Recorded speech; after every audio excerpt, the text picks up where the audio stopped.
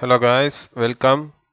And we are now on the sixth game on the concept of bishop pair advantage. Now the game is played between Timman and Anderson in London 1984, and the game is a Sicilian game, and it starts e4, c5, knight f3, e6, d4, cd4, knight takes d4, knight c6, knight c3, a6, bishop e3, and knight f6, bishop d3, and d5. White's setup allows black to play this advance, freeing his position. E takes d5, e takes d5, castle, and sorry, here castle shot, and bishop d6. Black has an isolated pawn, but it's a good version of him. White's pieces are on the wrong squares. The knight on d4 is unstable. With his next move, White tries to regroup and establish harmony. Bishop e2. The idea is to put the bishop on the long diagonal. h6, rook e1, and castle shot, bishop f3, and rook e8. Here knight e5 was natural, with the idea to eliminate the light squared bishop. Although after a potential exchange of the dark squared bishops, black risks being stuck with a bad light squared one. So after h3, bishop c7, both sides spent some time regrouping with the idea to get better control over the center. Knight de2. This is a fine move. The pawn on d5 is now under direct attack. Also, White plans to play bishop f4, intending to exchange bishops, or knight f4, putting more pressure on the d5 pawn. Bishop e6, knight f4. And White chooses the second option. If at all he played bishop f4, then black plays bishop b6. Now bishop takes f4, and black directly eliminates the threat but gives away his good bishop. Perhaps more logical and more flexible was bishop a5, and bishop takes f4, queen b6. And that was the point of the previous move. Black instantly finishes development, bringing the rook into play. White has no comfortable way of protecting b2. Queen d2. If at all b3 is played, then queen b4 forces White's retreat. Here a rook a d8 and knight a4. Black has some initiative and White hopes to kick back the black queen. Queen d4, and then now knight c3. It would be bad to capture on d4.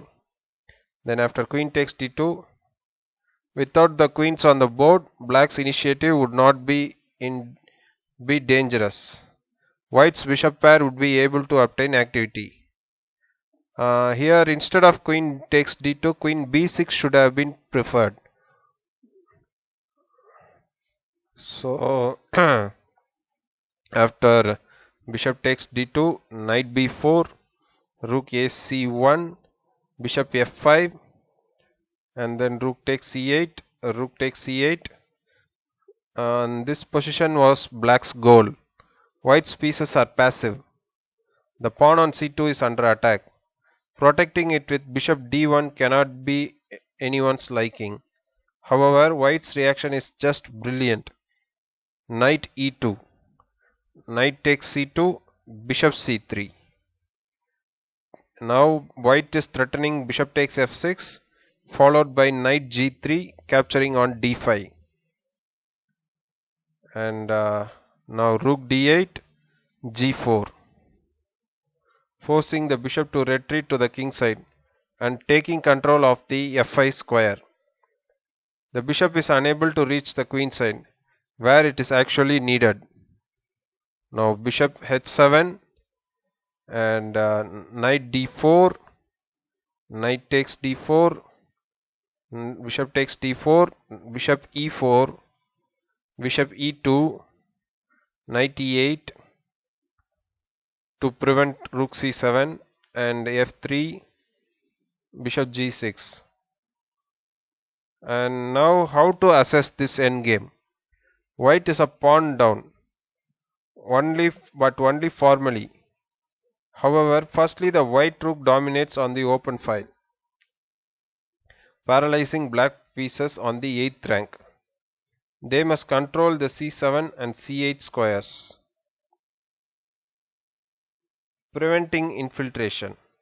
Secondly, the bishop on g6 can't be used on the queen side. The battlefield is restricted there.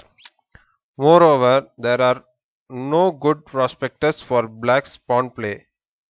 Next, the d5 pawn is not dangerous. White's bishop is stable on d4 and has an influence on both the flanks. In fact, the powerful bishop pair is the most important positional factor. Actually, here white is playing for a win, although it is difficult to evaluate the position as better for white. Let's say that there is a more than enough compensation with a strong initiative. Even more important is the psychological component. It is extremely uncomfortable to see that you cannot do anything with an extra pawn. Black must take care of defense. King f2, and here centralization is naturally the first phase, and f6, black also does the same. a4, and as previously mentioned, white will attack on the queen side. All the white pieces target the queen side, while black cannot bring over the bishop and king to defend. King f7, b4, king e6, f4.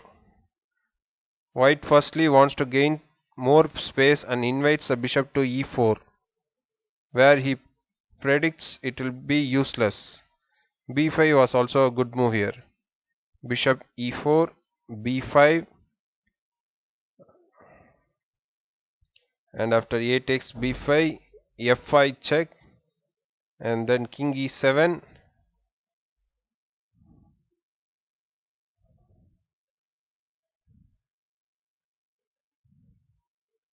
and here bishop takes b5 and king f7, bishop b6.